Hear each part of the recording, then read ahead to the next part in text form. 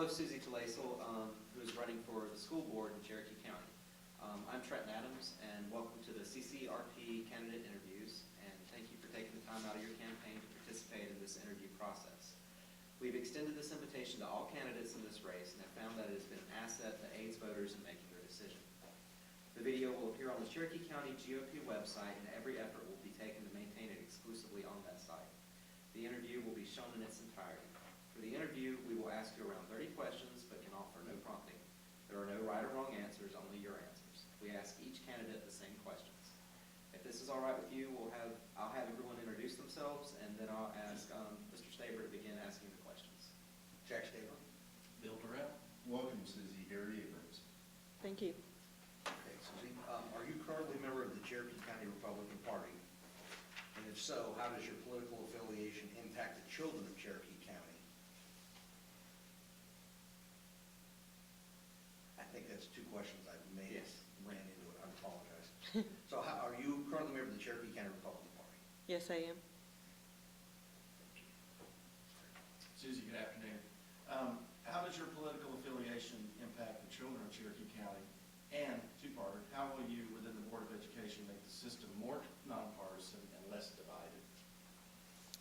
I think the school board is one area where it maybe should be and is in some counties a nonpartisan race. Just like any election, once you get elected, you represent all of the people, not just a piece of the people. But running for school board is not I would say that you're not necessarily, you're not aligned with political point of view. You're there to support the children, to make sure education is the best education, not along any moral principle or any political agenda. So I don't think that a political affiliation towards a school board race is necessarily even relevant. What are the duties and responsibilities of a school board member? Members of the school board are there to assure that the students get the best education they can, have the policies in place for the teachers and the administration to do the best job that they can.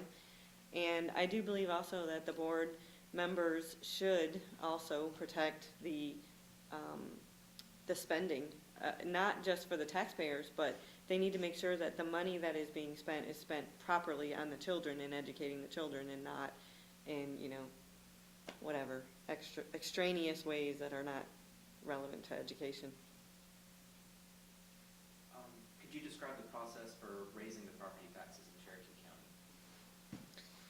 County? The state has a 20 mil cap on millage rate for Cherokee County residents. We're rapidly approaching that.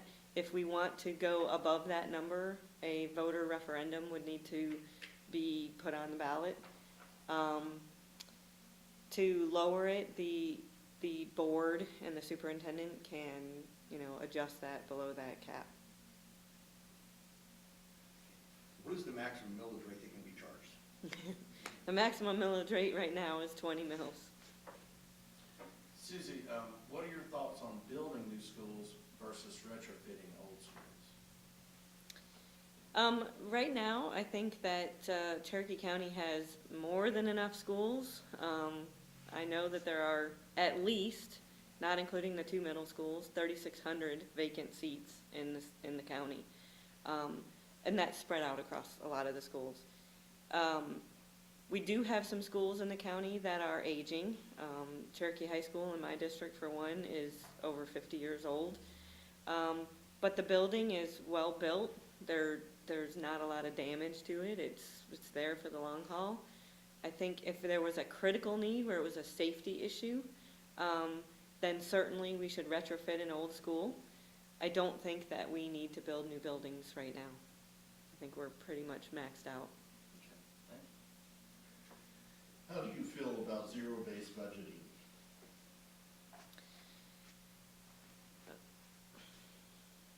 Zero-based budgeting is always the best way to start, in my opinion. You you want to adjust your needs based on the previous year for sure, but you don't ever want to say, well, because we spent it last year, we need to spend it again this year. If we looked at the world that way, we would never, in my opinion, improve. I mean, you could, for instance, in your house say, well, because we spent $1,000 last year on our television, subscription, that, next year we should expect to spend 1% higher just because, without ever looking at, well, do you need a television subscription anymore? You don't actually now.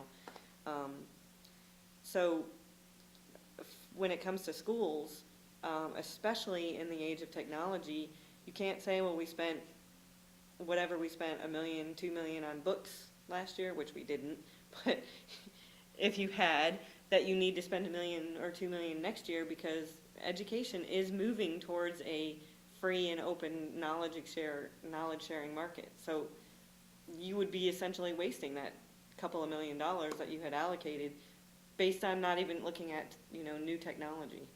So zero-based budgeting should be used not only in the schools, but in government. In my household, we try and use it.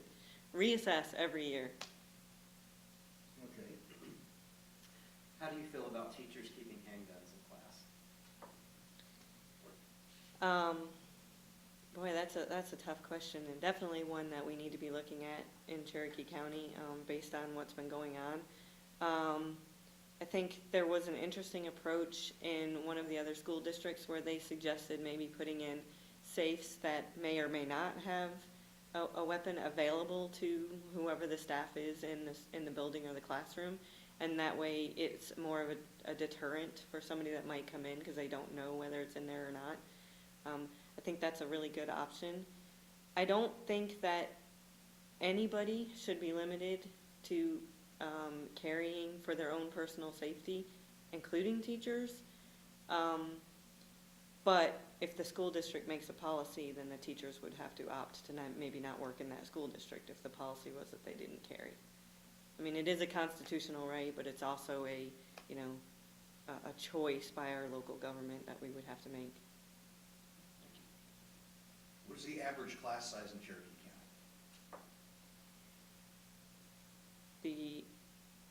It really depends on the school. My kids have been in several different schools that have had several different numbers. It also depends on the classroom. Elementary school, there were some classes that were down, 25, but pretty much the average is 30 to 32. In a high school class, we've actually got a couple classes that are more like almost 40, but that's not necessarily a bad thing. Just depends on which class. Susie, as a school board member, who would you take advice from? I really look to other parents in the district, my kids' friends, parents that we talk and share ideas, and I do get advice from the teacher. I think the teachers are critical. They know the students. They know even my students sometimes about how they learn and what they need to learn better. But I think that you have to take all opinions into perspective. You can't look to one individual and say, well, that person has, been trained, or that person has a kid that's, been through the whole entire district, because everybody's experience is a little different. And then you have to reflect back on that and see how that would affect the whole population. Or if it was your kid, how your kid differs from their kids. Okay, thank you. How is teacher performance measured? Right now, today, unfortunately, I don't believe teachers' performance is measured. I think that we make an attempt to measure teachers' performance through the GCRCT, through the grades to some extent that they give the children. I find too often that there are teachers that have ways of getting around those measurements. How I would like them to be measured is probably a better question. That's the answer. How do you think it should be measured? I think teachers should be measured primarily by their peers. the other teachers in their group and the teachers in the grade above them. For instance, if I'm a teacher and I have, let's say, math in 6th grade, the 7th grade math teacher should be able to give a baseline test at the beginning of 7th grade that shows how well those students did based on their benchmark from the previous year. And that would be a really good measurement of how well a teacher taught that one group of students, the beginning of their grade and then the beginning of the next grade, because the end of the year they're just cramming the information in and learning how to regurgitate it. But if you wait through the summer, which for us is very short anyways, now you know how they learned. So a measurement would be their peer, like a peer review, and a post year measured by the previous year, like a difference. And it should be individual students too. If one student does really well and one student does really bad, that kind of skews the average, and that's not necessarily measuring the teacher. But if you do each individual student and how well they did in that particular class, then you're more measuring how the teacher taught each individual student. So, I mean, I think that's one good option. Thank you. Are the students in the county on track, and where do you think they stand? I think our students have not been given all of the best opportunities, and that's not to say that we have bad schools. We certainly have some good schools. We have some good teachers. We have a lot of good teachers. I think Cherokee County's behind a lot of the other counties, and here's why. Too many of our Cherokee high school students go to college and either have to remediate or fail out and end up doing something else, or don't even have a job because their only skill they have is maybe sales, McDonald's, or the mall or something like that. That's leaving our kids behind. We need to be teaching our kids life skills to graduate from high school with a skill that they can make money to pay for their college or be very successful at college. Or just go out into a career and, maybe they want to be a master stonemason. That's not really a college, direction. But if they can come out of high school and have that ability to do whatever it is that makes them happy and successful, then we're succeeding and we're on par with everybody else. And there are plenty of other counties, maybe not in Georgia, that have mastered that, and we haven't quite gotten there yet. Susie, you mentioned a couple of things. What are some of the other challenges that are facing the district today? Budget is a huge challenge, I think, for our district. The economy's not coming back the way it needs to come back, so we're faced with some tough decisions. One of the other biggest challenges I think our local county has is we are under the umbrella of the state. And the federal government in a lot of cases. We really need to, as a local board, work with our state delegation to change the laws in our state regarding education. We need to empower teachers to teach and not regurgitate a test. We need to empower our community to be able to come into our classrooms and not be constrained by, and I don't want to say, allowing non-certified people into a classroom, but a mentoring program or a special connections class, like a computer class, for instance. There are people that, myself included, have worked in computers for 20 years and aren't allowed to go in and teach kids how to run a computer. That's somewhat regulated by the state. And if we could work with our state delegation to get those laws changed so we can make those choices for ourselves, whether we need a certified teacher in a particular case or not, then we, as Cherokee County, we have vast resources in Cherokee County, amazing people that work here and live here that want to go and help these kids more than just reading books to them. Growing a student. Okay, good. Thank you. What are we doing to improve graduation rates? Right now, Cherokee does have some programs that are helping kids stay in school with the alternative programs that we have, but also Cherokee High has done a really good job, and even the district has done a good job. They're working on putting in some of the computer classes that I mentioned, like because Cherokee has been picked to be the STEM, they're creating a Microsoft certification program, for instance, which would be a way to keep kids excited to be in school. And I think that's a great program. I really, really hope that we can push that to all of the other high schools. Because right now, if you're not in Cherokee High School, you can't take advantage of that. And it's not there yet, but that's one of the great things that we're doing to improve graduation rates. Keep kids in school, keep them interested and excited. What are some of your ideas to help improve student performance? Well, I go back to a mentoring program. I mean, one of the things that draws people to Canton and to Cherokee County is the tax exemption that we give our seniors. A lot of them, my neighbors I talk to a lot, they've been working in whatever field it is that they've been working in for 30, 40 years, and they have great skills, and they really want to come in and help the schools, and yet the only volunteerism that they're even accepted into is to go to read a book to kindergartners, which again is great, and some of them really love that, but others want to be more active. I mean, I think that's probably why we have such a great Optimist Club and a Rotary Club, and we have all of these service leagues that really involve the folks who, I mean, maybe not don't even qualify yet for the senior citizen, tax exemption, but that maybe retired early at 40, but are still very active and want to be involved in kids' lives. What are your ideas to aid teachers? That goes back again, working with the state. We really need to change our state regulations to allow local boards to set policies that empower the teachers. Most teachers went into teaching because they love kids and they love teaching. And too often we put all of these rules on them that says, this is what you have to teach, this is how you have to teach it, this is when you have to teach it.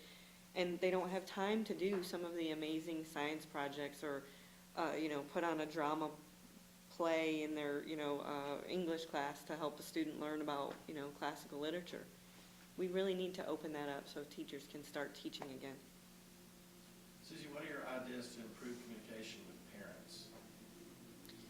Communication with parents is, even in my experience, one of the hardest things, and I feel like I'm an active parent in my kid's school.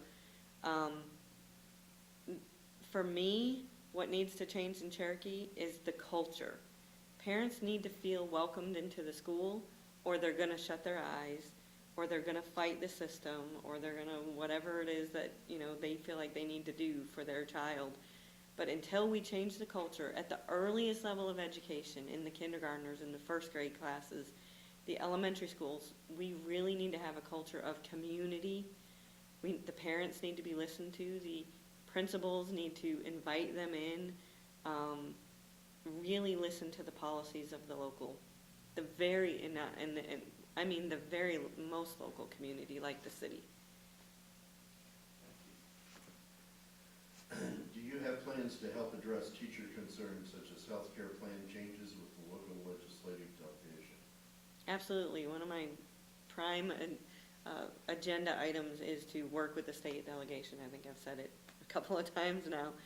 I do think that the local board is constrained, again, by the state, because the teachers' salaries and their insurance and all of that are much more controlled by the state than the local county can really affect. We really don't have a lot of leeway. So working with the state delegation, to my knowledge, is the only way to get that corrected. It's similar to what you've been saying already, but what can be done to ensure teachers are better compensated? So everybody thinks that they're not paid enough, right? Cherokee County has some of the best compensated teachers in the state of Georgia. It attracts very good teachers. I don't know, and I don't want to say ever that teachers are paid enough, because we could never pay the people that educate our students enough. But I don't know that increasing salary for teachers is a motivator as much as empowering a teacher to be able to do what they love to do. That's what's going to keep those good teachers in the classroom, more than a blanket increasing salary. We should allow the good teachers to get some sort of compensation for sure for doing a very good job based on their peer reviews or the teacher of the year votes and the parents and the administration. But I'm not sure a blanket increasing teacher salary is where we need to go right now. In what ways has the Federal Reserve policy affected the school budget? The Federal Reserve policy? I don't know the answer to that question. That's something that I'll have to research. Susie, can you describe Article 8 of the Georgia Constitution? No, I can't.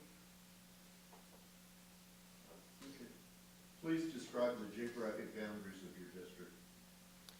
My district runs from Highway 20, basically, north to the county line, and the bluffs roughly up 140 through Waleska, west to the county line. So it's the city of Canton and then, like downtown and North Canton and Waleska and White and Tlacil. Thank you. What is your opinion on the Common Core state standards initiative? My opinion is that Common Core is not a state standards initiative. States have flexibility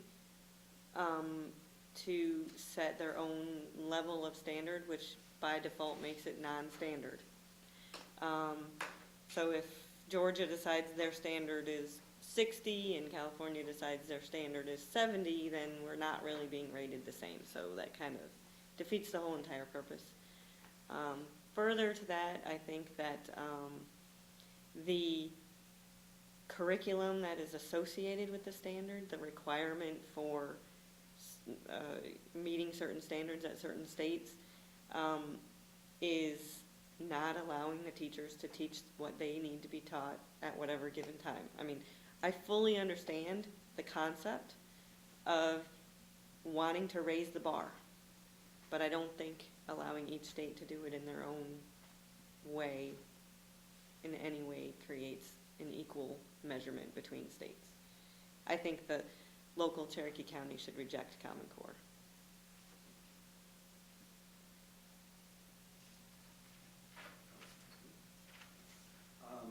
What are your most important interests outside of your current work? Well, I mean, I work at what I love. I love computers. I love technology. I love sports. I play softball. My kids play softball. I'm very interested in politics, I will say that. Outside of my regular job, I do very much follow what goes on in the state and federal government, and try to participate at every level. Do you have any relatives who work for the school district? If so, would you recuse yourself from voting for a budget and other matters? I don't have any relatives that works for Cherokee County School District or any other school district as far as I know. All right, so some of the tougher questions. Have you ever had any license revoked or not renewed for cause, or been the subject of professional discipline or cited for breach of ethics or unprofessional conduct by any bar association, disciplinary committee, court, administrative agency, or other professional group, or have you been expelled from any organization? And if so, please explain. No, I've never been.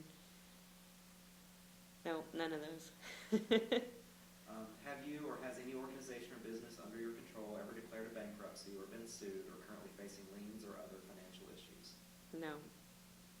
Have you ever been arrested for or convicted of any crime excluding minor traffic offenses? No.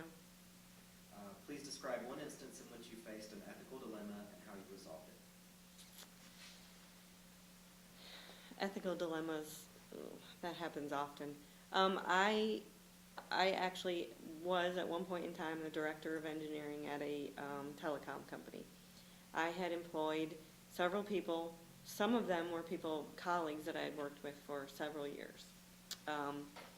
One of my colleagues, who was also my friend, did something very damaging to the company to the tune of hundreds of thousands of dollars of lost revenue. So I would say that posed an ethical dilemma in that, you want to support your friend and you want to be friendly. You're also the boss and you have to take ownership. So I had to both fire my friend and take responsibility for what he did, even though he did it. I was the boss and I was the one that told him to do it, and I was supposed to be overseeing him do it. So that was some people could have said, oh, it's all this person's fault and throw him under the bus. I didn't do that. I did have to fire him, but I didn't throw him under the bus. It was an after the fact thing, so we made sure everybody was aware that it was a team problem and I was the leader of the team. And that actually did cause challenges for me in that role that I had as well, because my management wanted me to throw the guy under the bus, and I couldn't do it. Are you currently connected to any outstanding unpaid taxes in any way? Not until April of 15. No, I'm not. Is there anything else we should know that has not been addressed? This is sort of your time to just say anything you'd like to the voters. One thing I would very much like to say is that I really want, and I have always, in the 10 years of my kids going to schools here and me living here, have always wanted to work with the students and the teachers and the parents of the district. And I know many people have a very good experience, but I want everybody to know that everybody doesn't have a good experience, and that doesn't mean they're wrong. When somebody has a differing opinion, it's really critically important to listen, and nobody ever expects everything that you ask for to be done. All we want is a voice. And I think me being a parent of 3 students that have been in the district, and one that graduated and one getting ready to graduate in a couple of years, I think that I deserve as much respect as any other person in the district. And that's really what I represent here, is the parents' voice on the board that hasn't existed in the past. Again, I really want to work with people. I'm not hard to work with. I'm very reasonable. Thank you very much for taking the time to be here today and participate in the process. Thank you.